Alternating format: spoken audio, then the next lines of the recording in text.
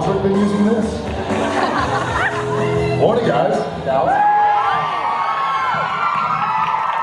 Good morning.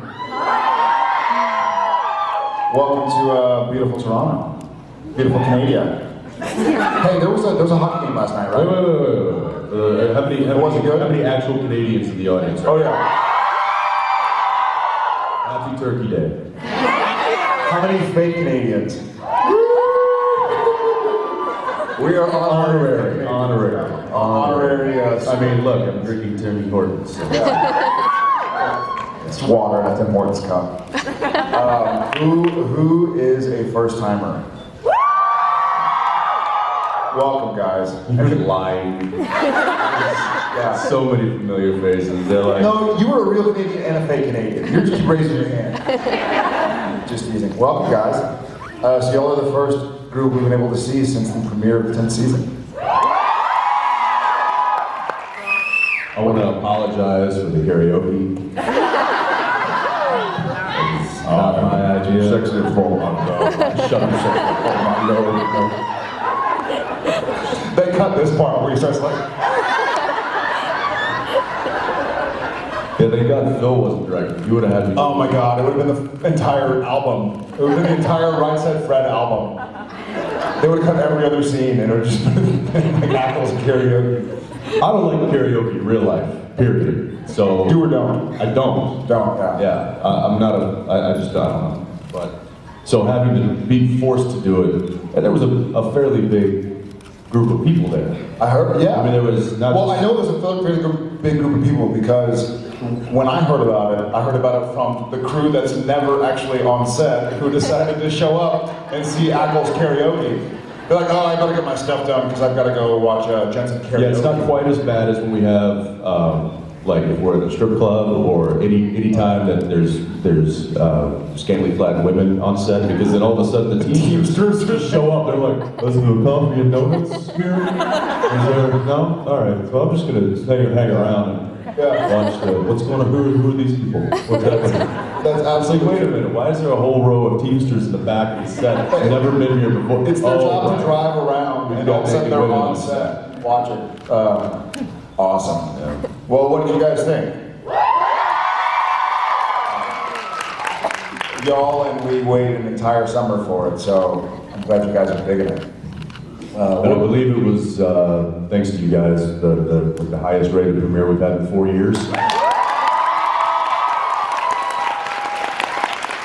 The word is spreading, and y'all are spreading it, so thank you so much. It looks like if y'all keep pulling this, we might have to give you a season 11 premiere.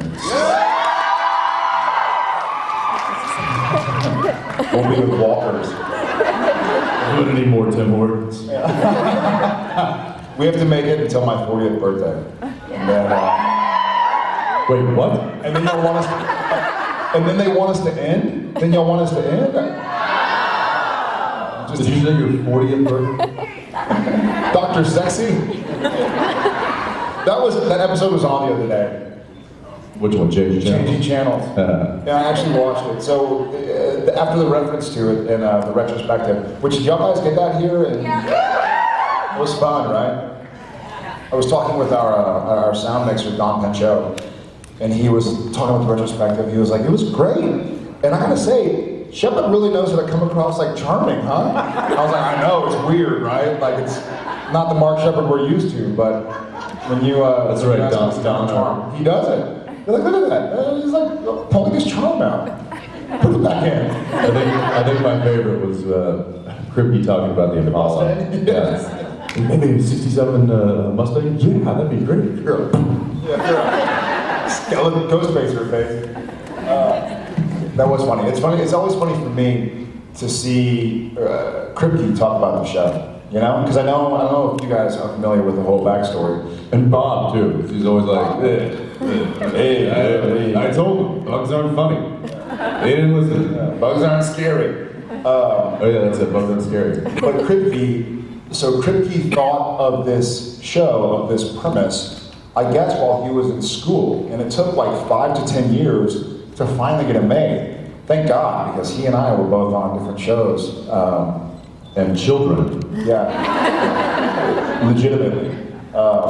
So it's neat to see, you know, Kripke's, we've all been involved with the show for 10 years. Kripke's been involved with the show for 20 years. You know, he thought of this idea when he was in school. So it's always kind of neat and humbling to watch this guy who helped, you know, create this world for us to play in. So that was really neat. Before we sit up here and jabber about anything and nothing all at once. That's what we do. Which is what we do. Does anybody want to say anything, yell anything? I see a hand. Hi. Hi. How are you? Good, thank you. I have a question. Between a musical and a Shakespeare, which would you rather do and why? What's the third option? Shakespeare. Totally Shakespeare. It's when you get a spirit, you shake it. In fact, and I might have said this before, I don't know, but so my mom teaches Shakespeare, or she taught Shakespeare before she retired. And when I was playing Gadriel, I asked if I could kind of play with the lines a little bit and not say this, or if I could say the same thing. And it's so difficult when they say, hey, you're Sam Winchester. And then you play 45 versions of Sam Winchester. So in interest of trying to keep it different, not when Ezekiel talks, because Ezekiel is still Gadriel pretending to be somebody else, but when Gadriel talks, a lot of my dialogue is in iambic pentameter. Yeah, so if you go back and watch, you'll see the cadence is kind of interesting, and a lot of, like, he speaks like Yoda, Shakespearean Yoda. And green. So yeah, I would go Shakespeare. Jensen? Yeah, I would not go Shakespeare. Musical! Yeah. But I wouldn't be happy about either. But I'd be angry. Thank you guys. Yeah, thank you. Who else? There's another mic somewhere, I think. Yeah, right here. It's all right. Yep, now see, now you gotta talk into the microphone. Yeah. Much better. You're gonna sound very loud. I have a question because I know there's no way I'm going to get up in those lineup. Sorry. Okay. It's about the show, and it's always kind of bugged me. Now, I'm new to watching the show. I started Him, watching- his hair, I know, it bugs me too. No, not me. It bugs me ever.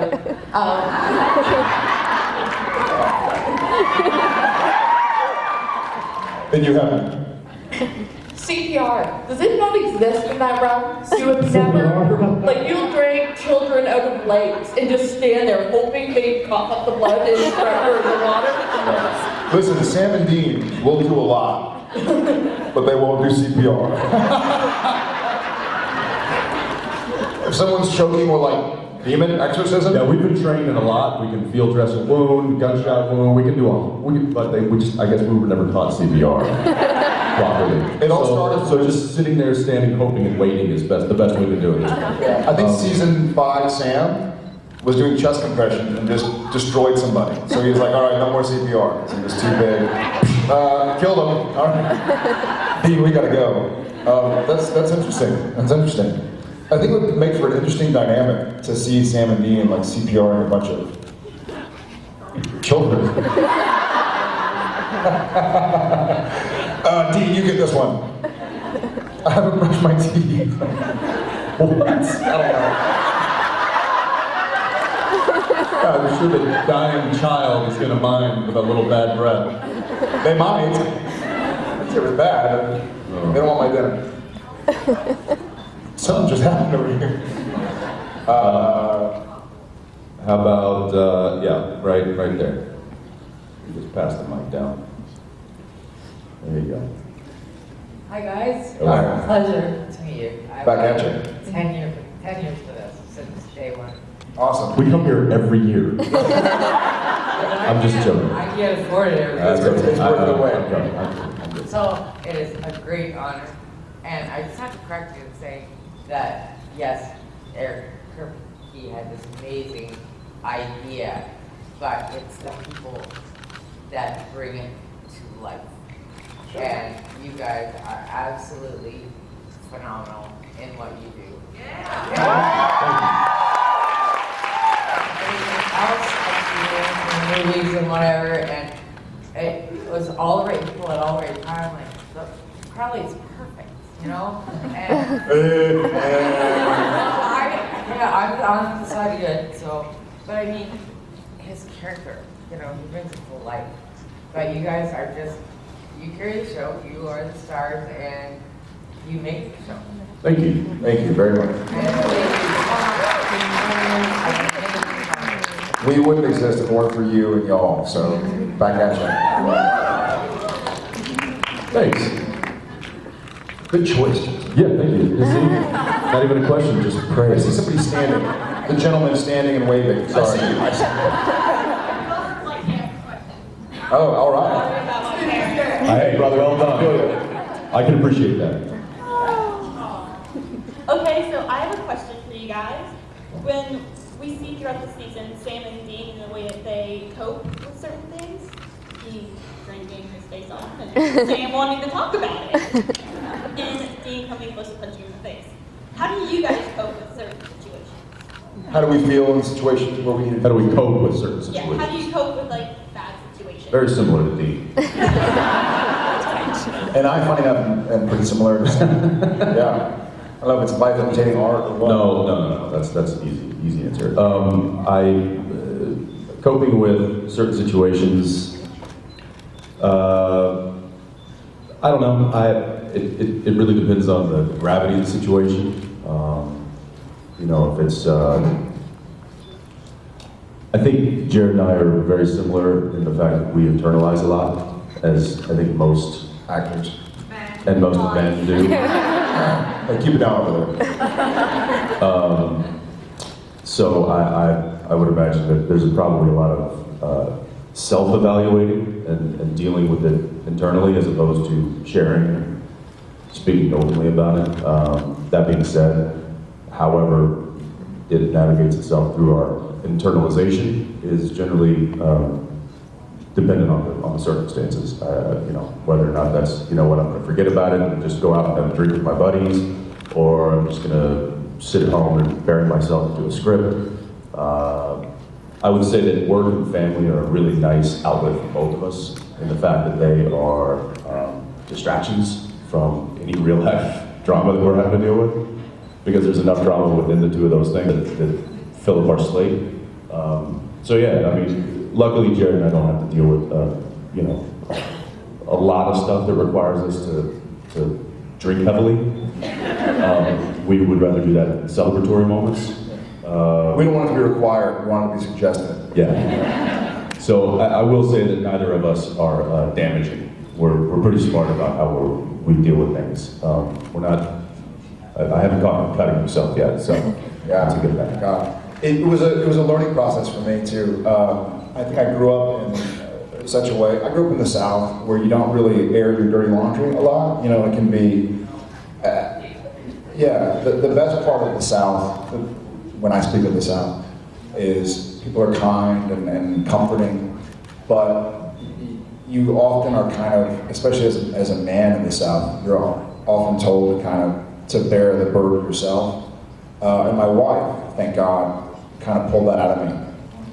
And it was a process, probably me growing up and realizing that these things don't go away if they're not dealt with, you know, and it felt so good to just say it.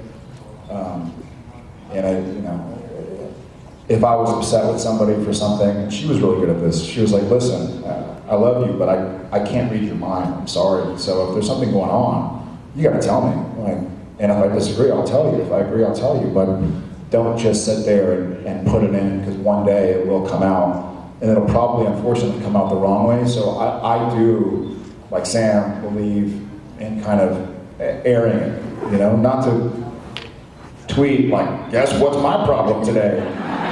1 million people. But certainly to the Oh, sure, yeah, wave that over my head. unless my problem was with American Airlines, and then I am happy to tweet it to 1.5 million. You know what, I want to bring it back to the show real quick, in that if there are issues that we deal with related to the show or work environment or a work situation or something, he and I have a really good relationship, the fact that we really hash it out together. If something's bothering or there's an issue that needs to be talked out or discussed, then he and I will. In fact, we have a thing, say a family meeting, and that means get together in the trailer and discuss whatever it is that needs discussing. And so we're really good about that, kind of keeping each other on the same page with whatever issues are regarding the show or even personal life. But yeah, family meetings happen probably once every 2 or 3 weeks. Sure. Yeah. Thank you. I adore you guys so much. Thanks. Back at you. Thank you. Let's take it back over here. Right, third row, third column. There's not one column in this whole place. It struck me as something to say. It goes this way, right? We'll talk about that later. Okay, Matt. my question is, I've seen one with the giant cutouts of you guys, and I'm just kind of wondering what your opinion on those are. A giant cutout? Yeah, like that, there's like the 6 feet tall cutouts. That's not giant.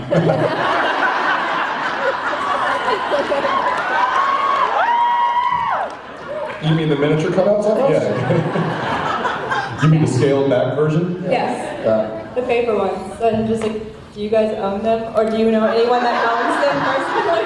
Yes, we make I own his. actually. Yeah. No, I can't honestly say that I've seen one. I've never seen it. If I did ever see one though, I would use it a la Home Alone, where it's on a thing and it moves to make it look like somebody's home.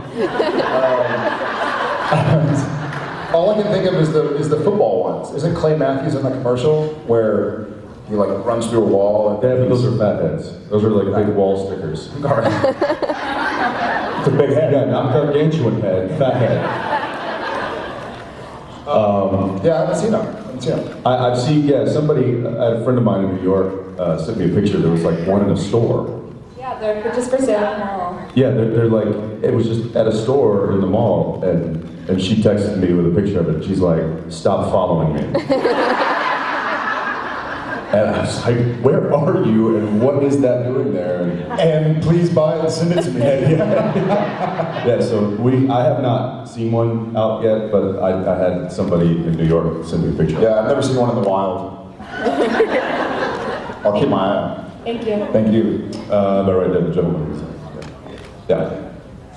Okay, if Apollos didn't exist, what car would you choose to drive? That's a really, really tough question.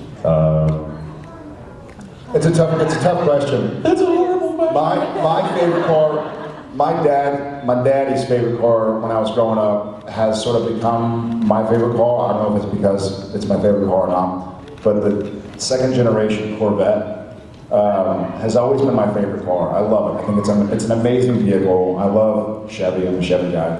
However, you can't hide weapons or dead bodies. So it would need to be like an old Buick or something. It would need to be like some old souped up, or maybe like a Hemi Cuda, like maybe a 1970 Hemi Cuda. Even the purple one, the big old, yeah, the like classic. But something that's big enough to hide the dead bodies and powerful enough to leave your ass in the dust at a stoplight. That's funny because I instantly thought of like a really like a nice old Nova, but then I'm like, but that's not small enough, so it might need to be like a Barracuda or something like that. No. What's that? A Dart Swinger? Or the new Prius.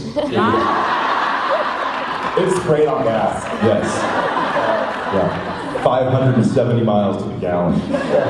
Yeah, we wouldn't need to stop at gas stations anymore. After that one number of like walking into a gas station, everybody's dead. It'd be like a commercial where you like cruise into a gas station, get out, go get some chips and a Coke, and then get back in and just keep going.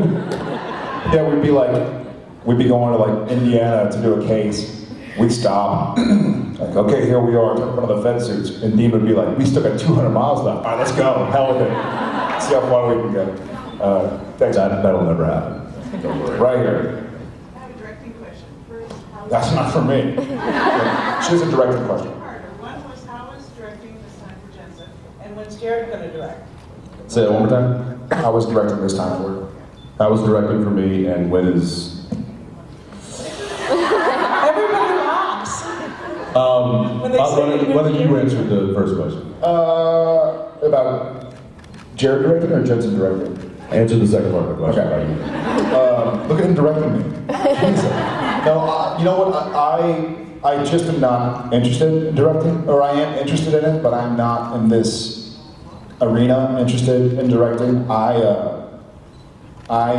for whatever reason, though I find it interesting, I'm not so passionate about it that I'm willing to get out. He also leave watches, Lake Austin. He also watches what happens to me during my episode, and he's like, Yeah. no thank you. Yeah. I feel like, and inevitably, and this is probably cheesy, but when he directs, he's usually leaving his summer vacation earlier, and I'm usually about 10 pounds overweight and sunburned. So I'm like, oh shit, shoot. I better hit the treadmill for the next 2 weeks so I can fit back into Sam's clothing, because I've been usually hanging out in Austin, Texas with barbecue, drinking beers live. So, yeah, so for me, maybe someday direct something else, but I don't think I'll ever direct Supernatural. It was, and I've said this before, the more I direct, the harder it gets, and that might sound contradictory because you think the more you do, the easier it is, but I'd say that the more that I do it, the more knowledge I accumulate, and the more that you know, it kind of The more you know, you don't know. the more you don't know, or the more questions and the more it feels like the more I know about what I need to be doing, the longer the hurdles get.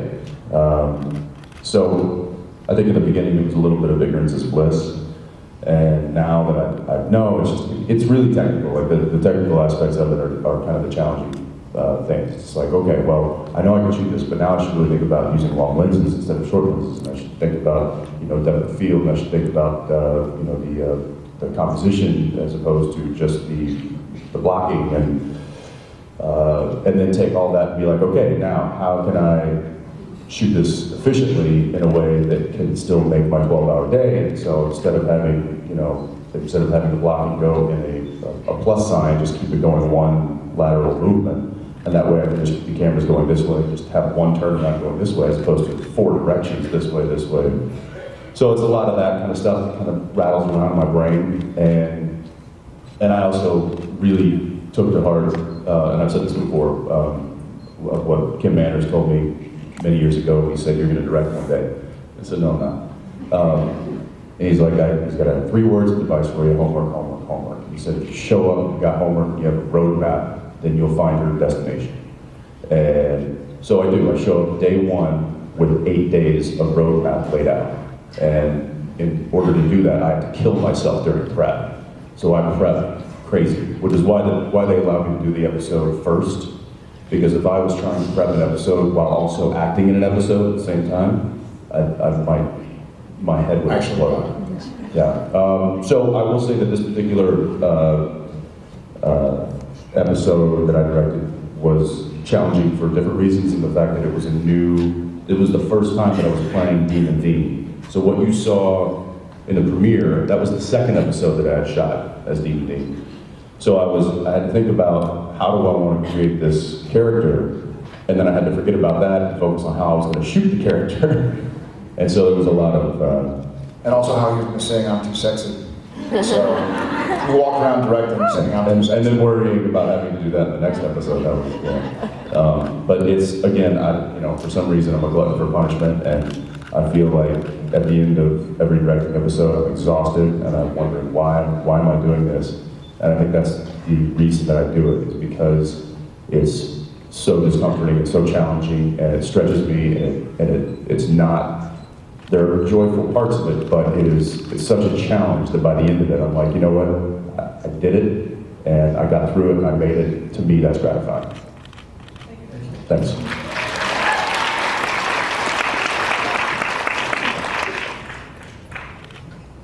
You guys have been building this chemistry for the past 10 seasons, working together on all episodes. How is it like to work episodes when you're not together? Like the first episode, it was all about Dean, all about Sam, it was not together. So how you guys work it out, or like how does it feel not having the other one next to you to do like pranks? They are weird. And I know what you're asking. It's weird to do it. Remember Misha when he directed? I think we had one scene with each other in an episode. I was like, hey, what's up? I haven't seen you in like 2 weeks. What's going on? Like, I don't know. What are you doing? All right, see you later. There's most certainly a comfort level that exists when he and I are working together as normal Sam and Dean. Are Sam and Dean ever normal? You have to take that into account. That we're not always normal Sam and Dean. There's Bizarro Sam, there's Saltless Sam, there's whatever Sam, Demon Dean, blah, blah, blah, the list goes on. So, yes, there is a certain amount of comfort that comes with he and I working together and being in that, and which has been really nice because we've had that lately. Not to Angel Sam. spoiler alert, but, and then when it doesn't exist, then then it's just, the great thing is with the show, we've got a good rapport with Misha, we've got a good rapport with Mark, we've got a lot of people that come on the show. It's a really good working environment. I think a lot of guest stars would agree with me saying that it's a cool place to play, and we like to make it that way, keep it that way, do whatever we can to to preserve that. So when people come on, it's like we just had an episode where. We had Kim Rhodes and we had somebody else who I won't mention just yet. I'm sure you probably know, but Brianna, yeah. And it was it was so much fun. It was actually, I think they had more fun than Jared and I. But we really appreciate that kind of environment. And so even when he and I are not working together, it's still enjoyable and we still have a good time. Yeah, I second that. Taking it back over here. Yes, with the pointing and the hands and the No, not you. I'm just kidding. First of all, welcome to Toronto. Thank you. Morning. Thank you. What is something a fan has ever done that made you really proud of the SPN family? That you've heard of? A lot. That I heard of? Yeah, or seen. I've seen a lot. Charity. Is that right? The charity. The charity, The generosity and charity that Yeah. you guys have provided, not just for us, but for so many other people, especially through Misha's organization and stuff, has been inspiring. Definitely cool. And then things, I love to take as much time as possible to read the letters that are written to me or to Jensen or to us as a Supernatural family. And a lot of it's so. I'm a fan of things, probably not of TV shows as much because I'm too busy working in TV to let myself in. I like Shark Tank, Dragons Den, whatever. But that's not like life-changing. But say music, like certain bands, and like Pearl Jam, who I just saw last week, awesome. And if I were to ever be told, like, hey Jared, write a letter to Eddie Vedder, just explaining what I would probably write to him is so similar to what sometimes is written to me that it's just humbling. Just a thank you and a hey, you've been a part of my life. Today I was this morning, I tried to run off dinner last night, and I was in the gym and I was getting some water, and this lady started talking to me, but I had my headphones were on. I was kind of fumbling to take them off. She was like, are you on Supernatural? I was like, yeah. I'm sweating and nasty. And she's like, my 13-year-old daughter loves the show. And it was so crazy to me. She must have been 3 when we started the show. And I was like, she wanted to take a picture, and I was like, sure, just don't breathe in, but it's neat. It's neat to make a legitimate impact on somebody's life. The show's been a lot to he and I both and made a legitimate impact on our lives. And so we're with you guys there, and the show's been really cool. And it's nice to hear sometimes how it's more than just like, hey, I watch Millionaire Matchmaker and I laugh while I'm like doing my taxes. Like this is, it's a legitimate. You don't even do your taxes. No, I don't. But I'm saying like it's so cool to be a part of a show that's making a legitimate impact in people's lives. Thank you. Thank you. Go ahead. Go right here. Yes, sure. Have you ever read a script? Have you ever read a script for the show and said, dude, really? Do we really have to do that? I've never read a script for the show. Yeah, bugs. Yeah, the episode, what is called Houses of the Holy or Angels or whatever. Yeah, the season 1, the first time we ever dealt with angels, or what we thought was angels, he and I both read that, and we were like, angels on Supernatural? So we saw what that did. But yeah, Bugs was one, probably changing channels, the hitting the nuts thing, that was kind of, and then French Mistake. Inevitably, the stuff that I read and go like, seriously? I then watch, and I'm like, that's cool. I'm so happy with that. There's been, I'd say, less, well, episode-wise, yeah, some of those, but then there's been more recently, I would say, maybe scenes that we've read that were like, really? Oh yeah. You know, and Can you go back and ask them to change it?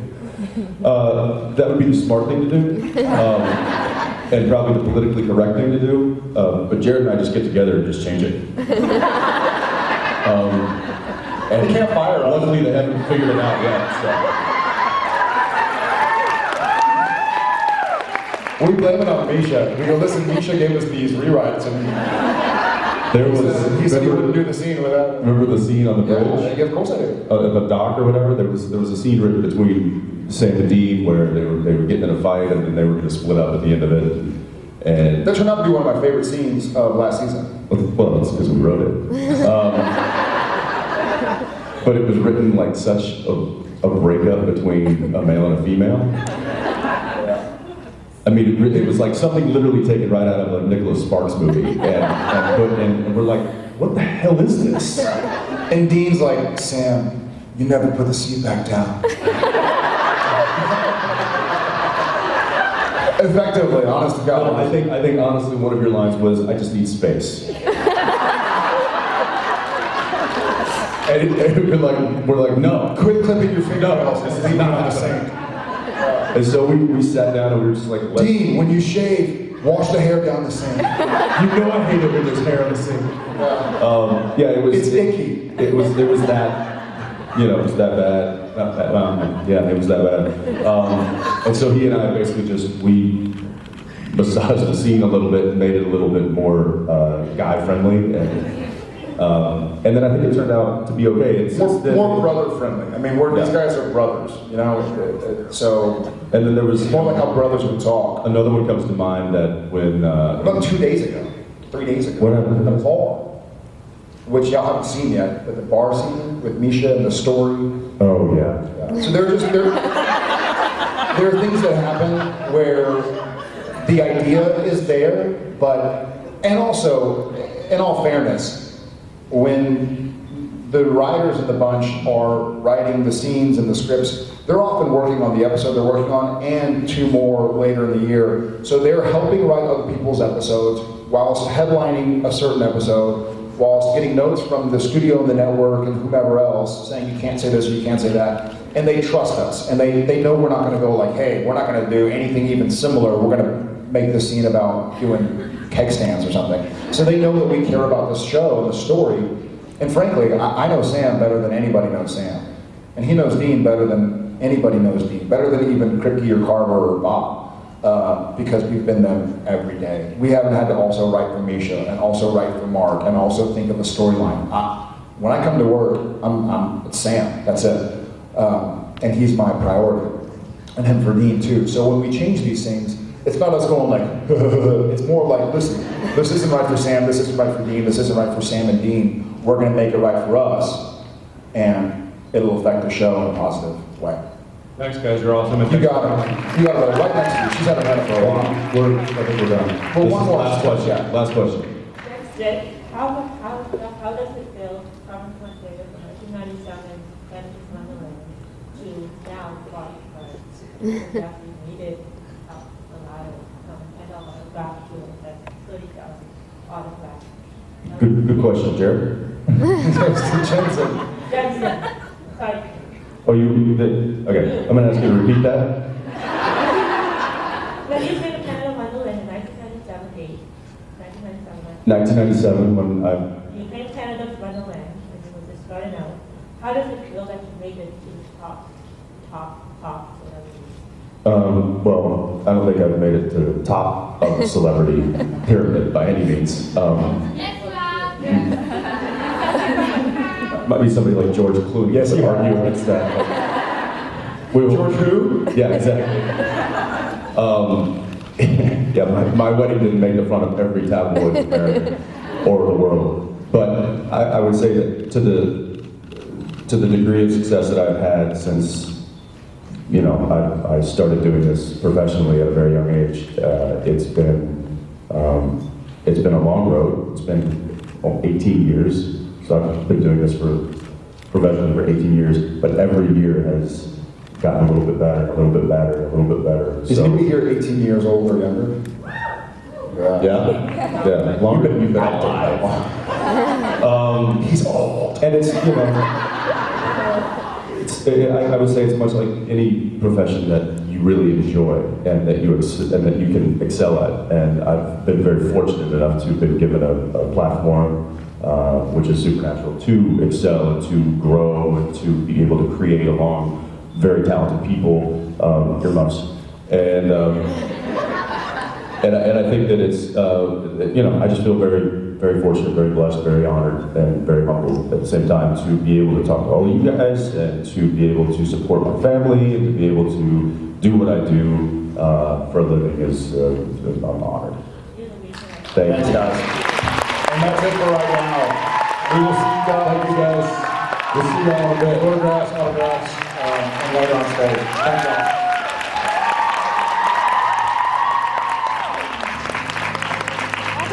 Ladies and gentlemen, if you have photo ops with